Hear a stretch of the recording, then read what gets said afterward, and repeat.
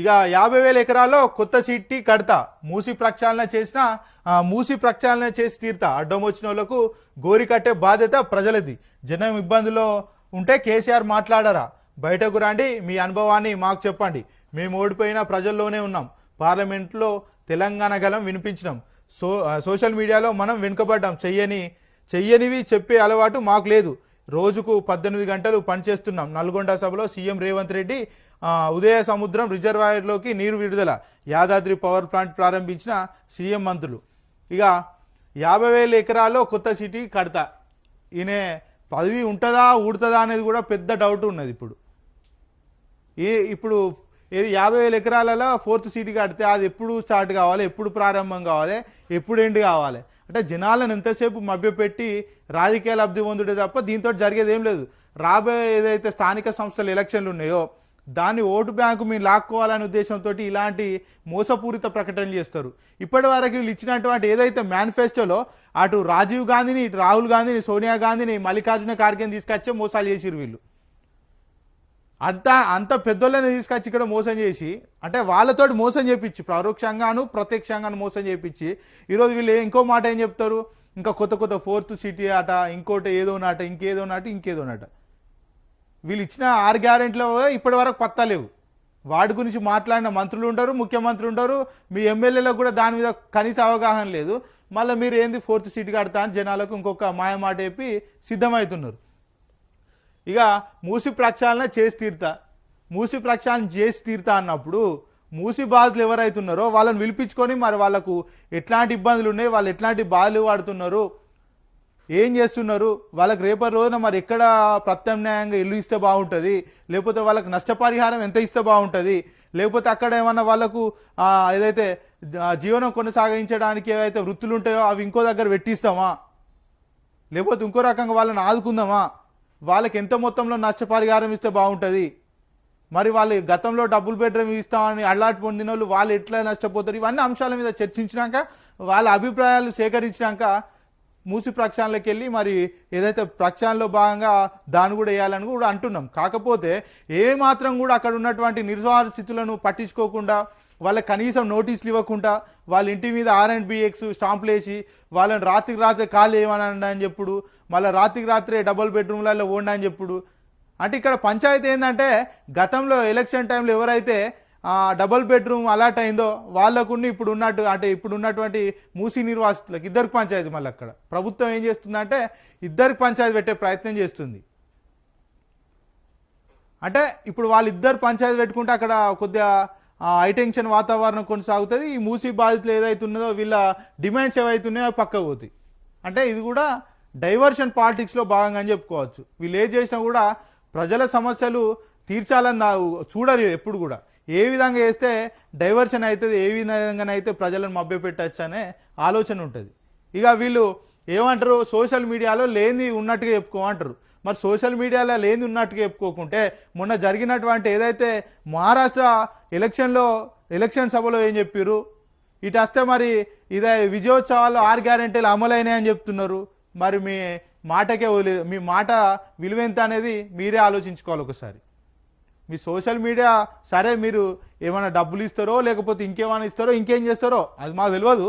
కాకపోతే మీరే కరెక్ట్ అబద్ధాలు ఆడుతున్నారు కదా. ఫస్ట్ మీరేం చక్కగా చెప్తలేరు కదా. అక్కడ అన్నారు, ఖమ్మం జిల్లాలో ఏమన్నారు, వరదలు వచ్చినప్పుడు వాళ్లకు నష్టపరిహారం కింద 10,000 ఇస్తామన్నారు. ఆ 10,000 వాళ్ళు బియ్యం బస్తా, ఇంట్లో కూరగాయలు, వంటగంజులు కొనుక్కోనికే సరిపో. వాస్తవంగా అక్కడ 10,000 ఇస్తా అని మాయమాటలు చెప్పారు. మీరు అక్కడ కొద్ది మొత్తంలో ర్యాలీ కూడా చేసిరు, మొత్తం సినిమా లెవెల్లో ఇంటరాక్షన్స్ ఇచ్చిరు, మొత్తం హై లెవెల్లో మొత్తం అంగం వేసిరు. కాకపోతే ఆ 10,000 కూడా చాలా మందికి రాలేదని చెప్తున్నారు. అక్కడ ఏడవైనాయి, మీ 10,000 ఏడవైనాయి. లోన్లు కట్టలేక ఇప్పటికి కూడా బలవుతున్నారు చాలామంది. ఈఎంఐలు కట్టాలన్నా, మా ఇల్లు లేదా ఈఎంఐలు ఎట్లా కట్టాలని చాలామంది వాపోతున్నారు. ఇప్పటి వరకు కూడా మీ బట్టి విక్రమార్క ఎవరైతే ఖమ్మం జిల్లా నుంచి మంత్రి ఉన్నారో ఆయనే కట్టిస్తా అని చెప్పిండు. ఇప్పటి పునాదులు వేసిన పరిస్థితులు కూడా లేవు. అంటే ఇవన్నీ కాదా, మీ మాయ మాటలు కాదా, మీ అబద్ధ మాటలు కాదా ఇవి? సోషల్ మీడియాలో పెట్టేటి అంత నిజాలేనా? ప్రజలకు ఏం కావాలి, ప్రజలు ఏం చూసి మిమ్మల్ని నేర్చుకోవాలి, మీ ప్రభుత్వానికి రాబోయే రోజుల పరిస్థితులు ఎట్లుంటాయి ఇవన్నీ ఆలోచించాలి ఒకసారి.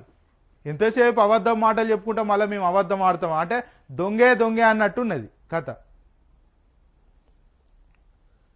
రోజుకు 18 గంటలు పనిచేస్తాం, రోజుకు 18 గంటలు మీరు పనిచేస్తారంటే ఇక గ్లోబల్స్ కూడా నవ్వేటువంటి పరిస్థితి ఉంటుంది. రోజు 18 గంటలు ఎవరి కోసం పనిచేస్తున్నారు? మీ పార్టీ కోసం పనిచేస్తున్నారు, మీ పదవి ఎట్లా కాపాడుకోవాలని ఆలోచించడానికి ఆ టైం కేటాయిస్తున్నారు తప్ప ప్రజల కోసం ఏమాత్రం కూడా కేటాయించట్లేదు. ఓ వైపు రైతులు ఏడుస్తుంటారు, ఓవైపు ఫుడ్ పాయిజన్ అయి విద్యార్థులు ఏడుస్తుంటారు, ఓవైపు ఉద్యోగులు సమయానికి జీతాలు రాక వాళ్ళు ఏడుస్తుంటారు, ఓవైపు నిరుద్యోగులు జాబులు రాక ఏడుస్తుంటారు. ఇన్ని అంశాలు ఉంటుంటే కూడా మీరు ఎట్లా విజయోత్సవాలు నిర్వహిస్తున్నారో అర్థం కావట్లేదు ఇప్పటికి కూడా. వికలాంగులు మీరు ఇచ్చినటువంటి హామీలు ఏదైతున్నదో 4000 పెన్షన్ 6000 చేస్తామని చెప్పారు. ఏది డిసెంబర్లో వచ్చిన వెంటనే మీకు 6000 పెన్షన్ వస్తుందని చెప్పారు. ఇప్పటికి సంవత్సరం అవుతుంది, వాళ్ళు 6000 కాదు కదా, గతంలో ఏదైతే 4000 ఇచ్చారో ఇప్పటికి అవే తీసుకుంటున్నారు. అవి కూడా సకాలంలో రావట్లేదు. 3 నెలలు ఏది మన పెన్షన్స్ ఇవ్వలేదని చెప్తున్నారు వాళ్ళు. అరియర్స్ ఉన్నాయి 3 నెలలు అని చెప్తున్నారు పెన్షన్స్ ఇప్పటికీ. అవి ఇప్పటికి కూడా మాకు అందిన దాఖలా లేవని నిరుద్యోగులు వాపోతున్నారు. వాళ్ళకు ఉచిత బస్సు ప్రయాణం అన్నారు ఆ రోజు మీరు మేనిఫెస్టోలో. ఆ ఉచిత బస్సు ప్రయాణం ఏడవైంది ఇప్పటికీ. వికలాంగులను కూడా చూడాలి కదా, వాళ్ళ పాపం కష్టం అంటే వాళ్ళకు వాస్తవంగా చేతులు లేకనో, కాళ్ళు లేకనో, కళ్ళు లేకనో, ఇంకా మన నోరు రాకనో, మేము బదనం పడదామంటే వాళ్ళకి నోర్లు ఉండయి, దండం పెడదామంటే చేతులు ఉండయి, నీ దగ్గర నడిచేద్దామంటే వాళ్ళకి కాళ్ళు ఉండయి, నువ్వు చెప్పేది అబద్ధం మాయ మాటలు ఇందామంటే వాళ్ళకు చెవులు కూడా ఉండే. వాస్తవంగా వాళ్ళు ఎంత మనోవేదనకు గురవుతారు. మీ ప్రభుత్వం వస్తే గత ప్రభుత్వం కంటే మీరు 6000 అంటే 2000 ఎక్కువ ఇస్తారనే ఉద్దేశంతో మీకు ఇవాళ ఓట్లు వేస్తే మీరు వాళ్ళను చాలా రకాలుగా అబద్ధపు హామీలు ఇచ్చి వాళ్ళని మభ్యపెట్టి మనోవేదన గురి చేస్తున్నారు. ఎట్లా చేసుకోబుద్ధి అవుతుంది? మీరు ఇక్కడ విజయోత్సవాలు నిర్వహిస్తుంటే వాళ్ళు ఎక్కడ సిద్దిపేట, ఎక్కడ కరీంనగర్, ఎక్కడ మంచిర్యాల, ఎక్కడ నల్లగొండ, ఎక్కడ మహబూబ్ నగరు, ఎక్కడ నారాయణపేట, అక్కడెక్కడి నుంచో వచ్చి నిన్న ఇది సోమాజిగూడ ప్రెస్ క్లబ్లో వాళ్ళు పాపం ఇది మీకు అంటే నిరసనగా నిన్న ప్రెస్ మీట్ ఏర్పాటు చేసారు. ఎందుకు వారి పట్ల మీకు సానుకూల ఎందుకు లేదు వాళ్ళ పట్ల? కనీసం వాళ్ళ గురించి కొద్దిసేపు అయినా ఆలోచించాలి కదా. వాళ్ళు కనీసం మీ అపాయింట్మెంట్ కూడా దొరకలేని పరిస్థితిలో వాళ్ళు ఉన్నారు. మంత్రి సీతక్క కూడా మేము చెప్పినామంటున్నారు. మంత్రి సీతక్క అంటే గతంలో పీపుల్స్ లీడర్ అని చెప్తుండే కదా, మరి ఏమైంది? ఇప్పటి వరకు పట్టించుకున్న దాఖలా లేవట. ఎప్పుడో ప్రభుత్వం ఏర్పడినాక నెల రోజుల నుంచి వాళ్ళు మీ చుట్టూ తిరుగుతున్నా ఇప్పుడు కూడా మీరు పట్టించుకున్న పరిస్థితి లేదు. ఎందుకు వాళ్ళంటే మీకు అంత చిన్న చూపు? ఎందుకు వివక్షత వాళ్ళ మీద? వాళ్ళు ఓట్లేస్తేనే కదా మీరు రోజు అధికారంలో ఉన్నది.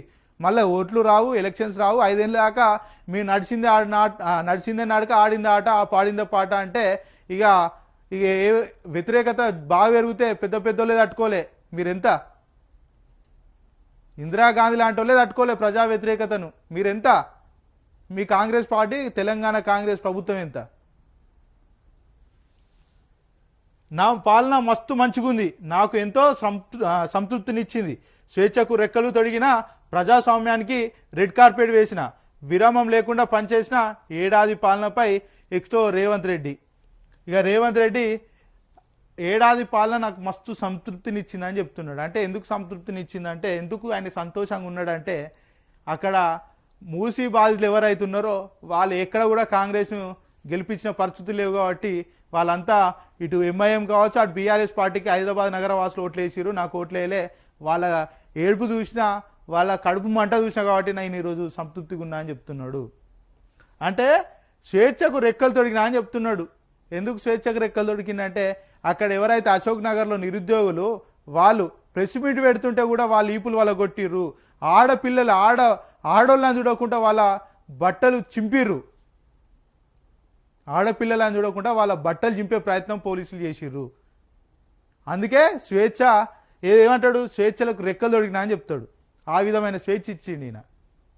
నిరుద్యోగుల ప్రభుత్వం అని ఈరోజు నిరుద్యోగులు ఈపులు వాళ్ళ కొట్టి ఈరోజు మళ్ళీ స్వేచ్ఛ ప్రభుత్వం అంటాడు.